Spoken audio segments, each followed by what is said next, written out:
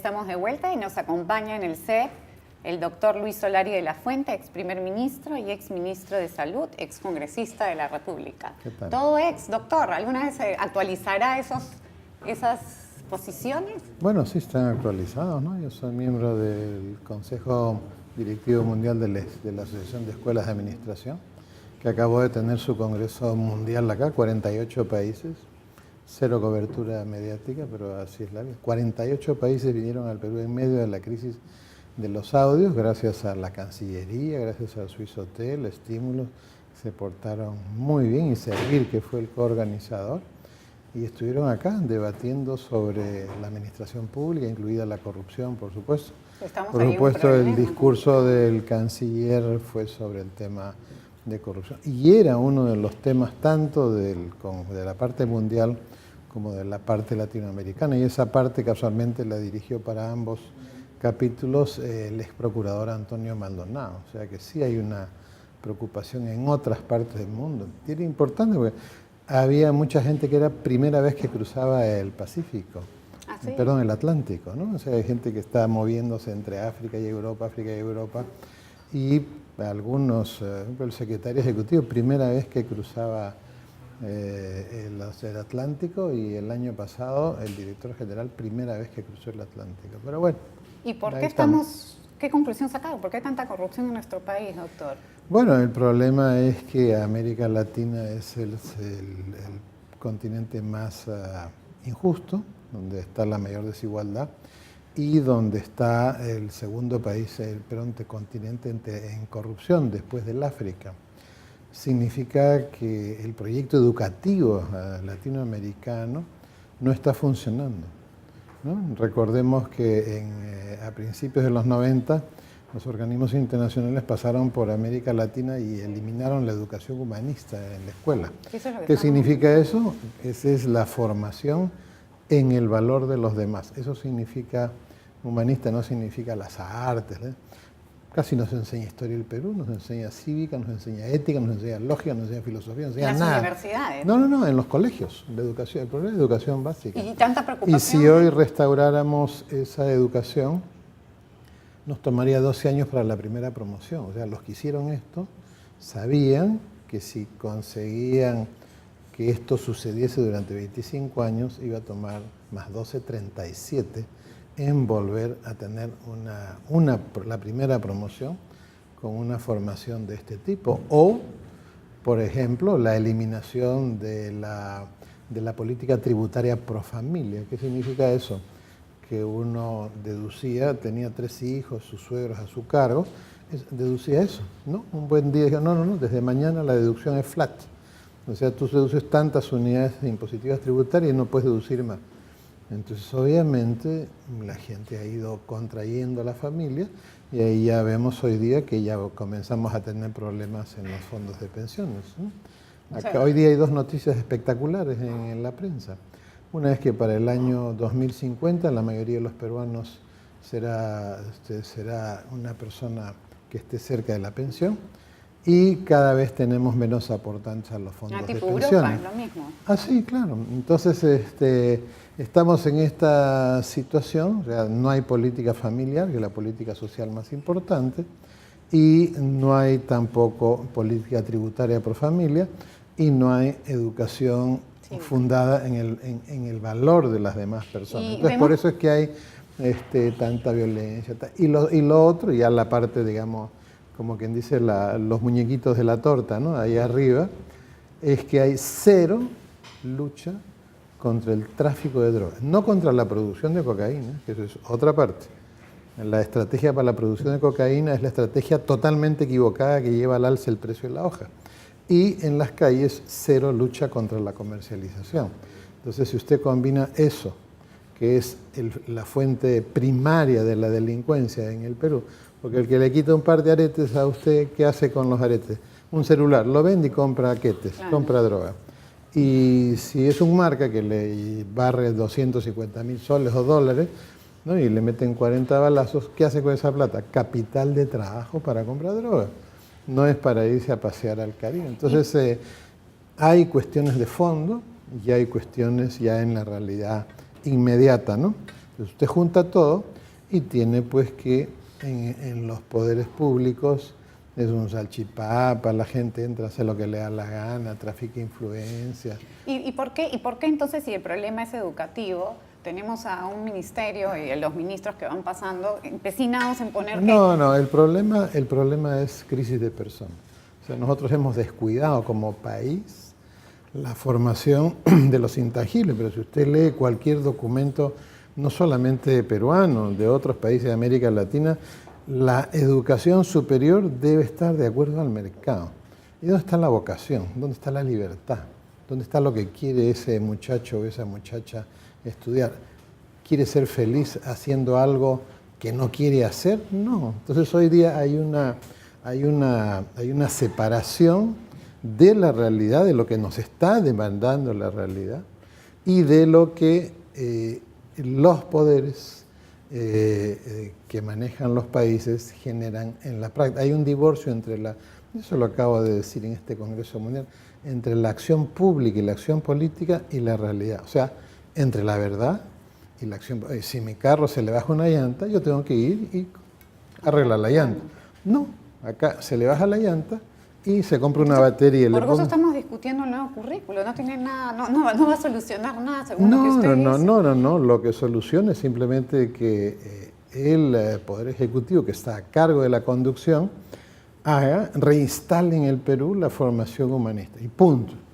Nada de discusiones absurdas sobre una esquinita. No, es la formación humanista. Un país en donde... ¿Y eso está contemplado usted? No sé si estará contemplado, pero es hora de que los padres de familia comiencen a trabajar para que eso suceda, porque a la final ¿qué es lo que quiere uno de su hijo cuando lo envía al colegio? Que se convierta en una buena persona. Exactamente. Y que sea feliz. O sea, al final... Pero lo que pasa es que ahora los conceptos de felicidad, porque si no hay ni siquiera filosofía, como dice usted, que bueno, y hablando de... Pero felizmente hay gente que sí lo tiene claro, ¿no? Y esa gente simplemente... Bueno, pues tiene que juntarse y comenzar a trabajar en forma conjunta, porque si dejan, pues, desde las hormigas hasta otros seres vivos, todos se juntan para hacer las cosas. Eso justo comentamos en el bloque anterior, ¿no? ¿Dónde estaba la educación familiar para evitar la corrupción? Bueno, digamos que es más amplio que la educación pero familiar. También es hay otros países, por ejemplo, que invierten a través de las productoras de cine, de televisión, invierten en los intangibles, porque saben que al final lo que mueve a una nación no es la industria, no es la Fuerza Armada, no es cuánto territorio tiene. Lo que mueve a una nación es la población, la gente. Y dentro de la gente, el elemento más importante es el concepto de nación, el concepto de todos los intangibles. El concepto del valor de los demás, el concepto de la justicia, el concepto de la verdad, el concepto de la pureza de corazón. Todas estas cuestiones son las que al final hacen un país grande. Y trabajan, por ejemplo, todos los países del hemisferio norte reducen el número de hijos por familia, pero los Estados Unidos no. Y no es cierto que sean los latinos, los amantes latinos que miran para allá, porque uno mira las curvas de los diferentes grupos étnicos en Estados Unidos y todos tienen un aumento del número de hijos por familia. Hay algo que está haciendo este país para no tener una crisis pensionaria ni económica como la que tiene en este momento Europa, ¿no? O sea, que no solamente es el tema de las pensiones, es que las familias chicas consumen menos, pagan menos IGB, pagan menos impuesto a la renta. Hay un cambio de... Bueno, pero hay gente que lo tiene claro, aún en estos países que vemos que están cambiando sus políticas. Y pasando... Pero nos clavan las antiguas a nosotros. A un siguiente tema que tiene que ver con familia, pero esta vez una tragedia en Ayacucho, doctor, una intoxicación masiva en un velorio. Vamos a ver en la imagen, ahí dice, reportan 9 muertes por intoxicación masiva en Ayacucho. Y hay ya 5 en estado de gravedad que parece que han comido Bueno, algo. lo primero que tiene que hacer el fiscal es la gente que comió en el velorio, que comió, porque habrá algún responsable, ¿no? No es que le echaron raticida porque lo confundieron con sal, porque no hay forma de confundir raticida con sal. fue a propósito, no fue a propósito, pero habría que ver que obviamente ahí tiene que haber investigación pero policial acá y fiscal hay un definir. problema acá, doctor, que Hay un problema en la atención. la claro, atención, eso hay es lo un que le iba a problema en la decir. atención. O sea, De este hay que llevar de a la este tipo de actos masivos no hay una cobertura ideal para resolver este tipo de casos masivos, y básicamente es por razones geográficas. Si nosotros sabemos, por ejemplo, una de las causas vinculadas a la mortalidad materna ha sido la distancia entre la casa de la persona en el caserío y el establecimiento de salud. Esa es una cuestión si tienes real. una emergencia en el Por parto, esa no la razón haces. es que a las señoras con algún parto, con algún embarazo que tiene algo que no está absolutamente tranquilo, se les traslada a unas casas que se han hecho, que son unas casas de espera. Pero eso siempre y cuando la mujer vaya a su control. Sí, pues sí se va por el seguro integral, por las transferencias condicionadas, sí. Hoy día hay una reducción notable de la mortalidad materna alrededor del parto. Pero eso es para unas cuestiones que son pues programadas, como es el parto. Para una emergencia como es una intoxicación, es un eufemismo, eso es envenenamiento, ¿no? ¿Usted cree que hay una mano negra? No que sea a propósito, simplemente hay un envenenamiento. Claro, Si hay gente que se muere, claro. hay un envenenamiento. La gente no se muere porque le da diarrea, pues, ¿no? Ni porque está vomitando, ¿no? Solo si tiene cólera, la persona es cólera. La gente se muere porque ha sido envenenada. Allá la policía establecerá si ha sido voluntaria o involuntariamente, pero nuestro sistema de salud tiene pocos recursos para atender, por el tipo de geografía, ¿no? Pocos recursos para atender casos así que suceden en un lugar que no está pues cerca de un centro poblado, que va a tener una posta, pero ese centro poblado pequeño puede no tener ni siquiera centro de salud. Doctor, pasando a otro tema de salud, mañana el Senado argentino se discute y debate la aprobación del proyecto de ley del aborto en ese país. ¿Cómo ve? Dice que está más, o sea, que no pasa. Aparentemente no pasa, pero no pasa a partir de los senadores del norte. Curiosamente hay como una línea en el mapa argentino. Hoy día hay un excelente artículo, me parece que es en el Clarín de Buenos Aires, donde inclusive sale este mapa, donde se ve, mientras más cerca de la capital, o sea, más influencia de los medios de comunicación, más influencia de la gente, claro, que está cerca de la capital, estos senadores van a ir a favor de despenalizar el aborto. Pero en el norte lo que pasa es que los ciudadanos le han dicho, como se hace, pues para eso son los electores, le han dicho a los senadores, oye compadre, si tú votas a favor de eso, acá te despides de los votos en la próxima elección. Y ahí hay reelección inmediata. El tema no es tanto Argentina o no, el tema es que hay un tratado internacional, que es la Convención Americana sobre los Derechos Humanos, que obliga a los países y que tiene el artículo 4, que es el derecho a la vida. Ese artículo fue invocado por el presidente de Uruguay cuando su partido despenalizó el aborto. Y él, invocando ese artículo en una famosa carta de una carilla, vetó la ley y pasó al tacho de basura. ¿Qué es lo que Entonces, sustentan en Argentina cambió también de presidente y vino el presidente Mujica, que era abortista. Entonces, su partido hizo exactamente lo mismo. Con la convención en pleno ejercicio y en pleno derecho, él simplemente la convención la tiró al tacho de basura y dejó pasar la despenalización en Uruguay. O sea que son tratados que se firman, pero que a las finales depende lo que diga quien tiene a su cargo el gobierno de turno, y lo tiran a la basura o no lo cumplen cuando quieren, y cuando no quieren, para este tema, lo tiran a la basura. Hay presión internacional, es ¿Y de qué tipo de impresionante. presión? Y, por ejemplo, ¿esa presión se ejerce acá también en Perú? Bueno, sí, hay gente que permanentemente está luchando por despenalizar acá. Acá también Y lo más interesante, a lo que a mí siempre me ha preocupado son instituciones de peruanos o de peruanas que reciben dinero del extranjero para hacer una agenda que es contraria a la ley peruana, porque significa cambia la ley con el cabildeo del lobby, con la propaganda, lo que tú quieras, utilizando la plata de un país extranjero, que es el que pone la plata, y ese país tiene embajada acá, ese país tiene embajador acá, y ese país le da dinero a una firma o a una organización que el país donante sabe que va a trabajar para cambiar la ley para matar peruanos y peruanas en el vientre materno.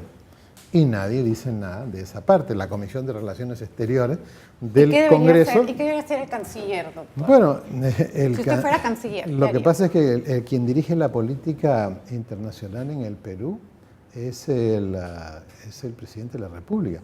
Y quien hace el control político de esa acción es, obviamente, el Congreso de la República. Entonces, uno de los trabajos pendientes en el Perú es que la Comisión de Relaciones Exteriores no solamente mire la parte de las relaciones diplomáticas, sino que esa comisión se meta claramente en lo que es migraciones, como hemos visto ahorita Oscar Pérez.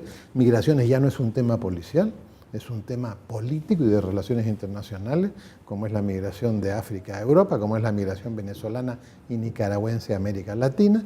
Dos, que tiene que meterse en el tema de comercio exterior, cero geopolítica comercial en el Perú, mientras que en otros países el capital se mueve en función de los intereses estratégicos del país. Y tercero, nadie le dice nada a esta invasión ideológica y cultural que hacen estos países a través de su dinero. La plata manda. Y acá estamos ideologizados, ¿no? La gente quiere negar que se está invadiendo con ideologías nuestro país. ¿Usted qué cree? Bueno, pero no solo son ideologías, son agendas. O sea, si un país le da plata a una organización de peruanos para que trabaje, para cambiar las leyes, para que se pueda matar peruanos antes de que nazcan, es obvio que ese país está interviniendo en la cultura peruana a través de peruanos y de peruanas. ¿Y por qué le interesaría a ese país implementar esa agenda? Bueno, eso es ya una cuestión que ya nadie sabe. A veces es ideológico.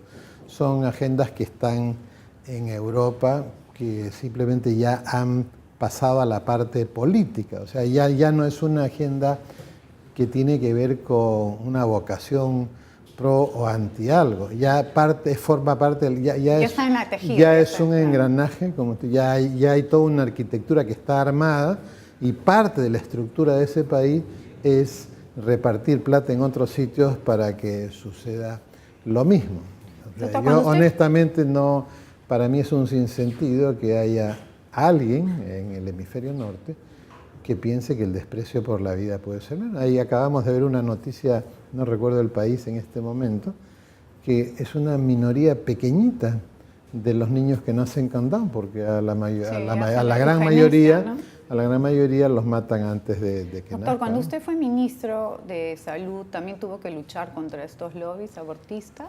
Bueno, yo fui ministro de Salud 5 meses, perdón. Ah, ya, entonces, 5 días. No, a mí mi trabajo principal fue atender la mortalidad infantil de los 2 quintiles más pobres. Había una mortalidad infantil, la mortalidad infantil general bajaba, pero la de los pobres iba en ascenso cada vertical. Y esto es porque los pobres de los pobres no mandaban al niño al colegio y no tenían seguro escolar, y porque había 52% de pobreza. Entonces, ahí fue que el grupo de humanistas que entró al Ministerio de Salud conmigo decidimos, oye, si el problema es la muerte de niños que no tienen para comprar un pan ni un lápiz, tampoco tienen para comprar una pastilla, salud gratuita. Y ahí es donde la mortalidad infantil de los pobres cayó. Ese es uno de los motivos por los cuales quiere implementar aborto. Es que eso tomó, y después me tocó mesa redonda, que ya eso fue ya una cosa agobiante. Además, la gente no sabe, pero cuando uno es ministro inmediatamente después de una dictadura, no hay archivos, no hay discos duros, las computadoras están vacías, no hay documentos, no hay nada, no hay base de datos, no hay nada. Ni siquiera hay gente, pues le dejan a uno las sillas vacías, todo el mundo sale en estampida. Entonces, reconstruir eso en 5 meses fue una tarea titánica. La única ocasión que yo tuve fue una señora del Fondo de Población de Naciones Unidas que me visitó y me quería imponer un proyecto. Tengo dinero, que esa es la fórmula, tengo dinero para hacer esto. Yo no necesito eso, yo tengo un problema de mortalidad infantil de los pobres. No, mi dinero sirve solo para este clase de proyecto.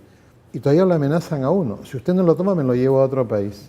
Bueno, muchas gracias por la visita y chao. ¿Usted cree y se acabó. ¿Usted cree que sí? O sea, imagínense venir a amenazar a un ministro de Estado. O lo hace usted o me lo llevo a otro país. Porque eso fue lo que dijo esa persona en ese momento. Uno al principio está pues Claro. a tientas, ¿no? Pero hoy día, si alguien me hiciera eso como ministro, en el acto convoco una conferencia de prensa y le pido a la Cancillería que declaren persona no grata y la saquen del país esa persona. Exacto. Es un insulto al país que alguien venga a amenazarlo a uno, de usted lo hace, ¿no? Porque uno lo puede adorar, ¿no? Mire este proyecto, si usted no lo toma, me lo llevo a otro país. Claro. Eso es, si usted no lo hace, me lo llevo a otro es país. coacción. ¿Sabes qué?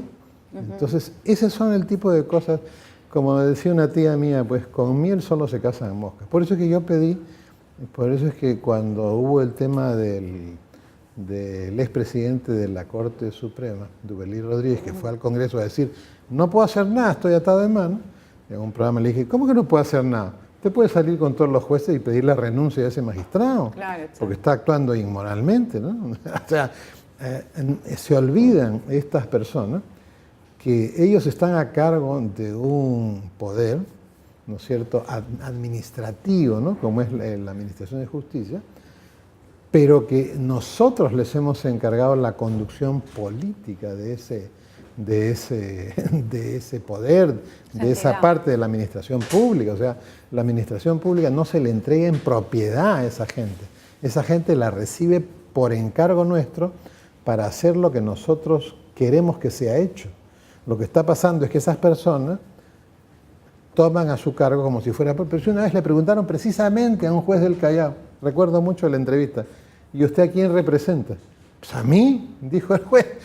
¿Cómo que a mí? Nos representa a todos. Exacto. Entonces, cada vez que un funcionario no hace lo que debe ser hecho, que se le baje la llanta y va a comprar una batería, ese funcionario debe ser arrojado, no despedido, arrojado del poder que nosotros le hemos confiado. Lo que pasa es que esta gente cree que porque no son elegidos por el pueblo, tienen derecho a hacer lo que le da la gana. Entonces, ahí es donde, a ver, vamos a ver qué hace este Congreso, porque nuestro sistema hace que al final las normas sean las que decidan y no las personas, ¿no? Entonces, estas normas que se han creado y que le dan un cierto espacio legal a estas personas, lo que pasa es que no salen todos los jueces del Poder Judicial sentados en una conferencia, que son bastantes, y dicen, exigimos que renuncie fulano, mengano, sultano, perencejo, porque no los consideramos nuestros jefes.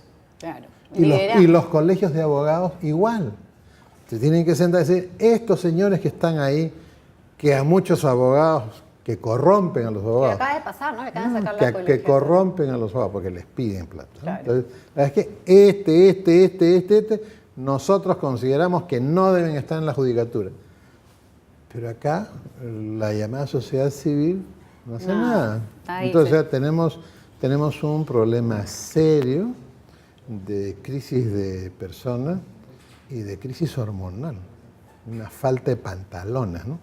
Para hacer las cosas y para arrojar, o de faldas también, claro, ¿no? De falda, porque a la Thatcher no la vimos usar nunca pantalón, a esta primera ministra usaba su falda y era dura.